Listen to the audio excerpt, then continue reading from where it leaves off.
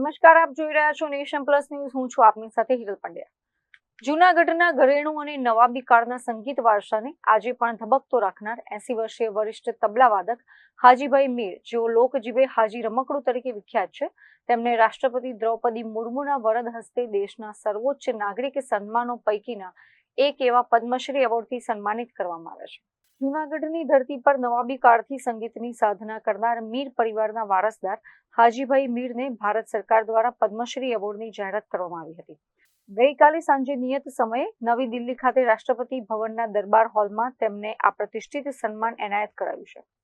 80 વર્ષીય હાજીભાઈ મીર માટે સંગીત એ માત્ર મનોરંજન નથી, પરંતુ 7.5 દાયકાની અવિરત આરાધના છે. માત્ર 9 વર્ષની નાની ઉંમરે હાથમાં ઢોલક પકડનાર હાજી રમકડું આજે પણ આ ઉંમરે પણ એટલા જ થનગનાટ અને ઉત્સાહ સાથે તબલાના તાલે શ્રોતાઓને મંત્રમુગ્ધ કરી દેશે.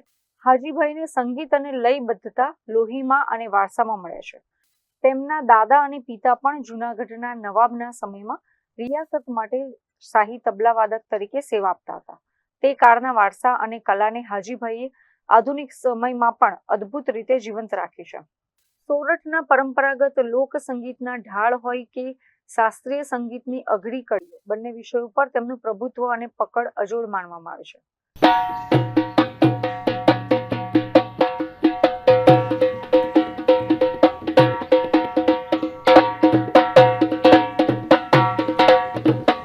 અને કોઈ બોલતા આવડું નહીં, કોઈ ફાયું નહીં કે મારી ઢોલક મારી બોલે છે, સમજ્યા?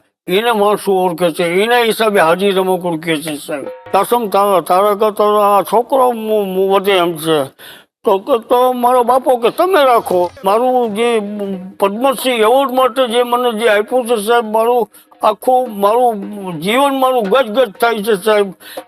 જે મને આપ્યું છે તો મેં બધાને આખા દેશને સલામ કરું છું. ભારત સરકાર દ્વારા તેમને એનાયત કરવામાં આવેલો આ પદ્મશ્રી એવોર્ડ વાસ્તવમાં ગુજરાતની લુપ્ત થતી લોકકલા અને સંગીતની સદીઓ જૂની ધરોહરનું સન્માન છે.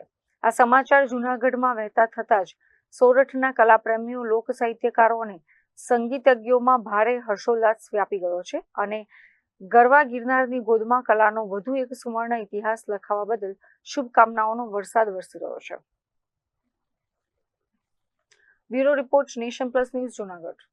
સમાચારોના સતત અપડેટ મેળવવા માટે અમારી નેશન પ્લસ ન્યૂઝની યુટ્યુબ ચેનલને સબસ્ક્રાઇબ કરો, બેલ આઇકન દબાવો અને જોડાયેલા રહો ફેસબુક, ઇન્સ્ટાગ્રામ અને ટ્વિટર પર.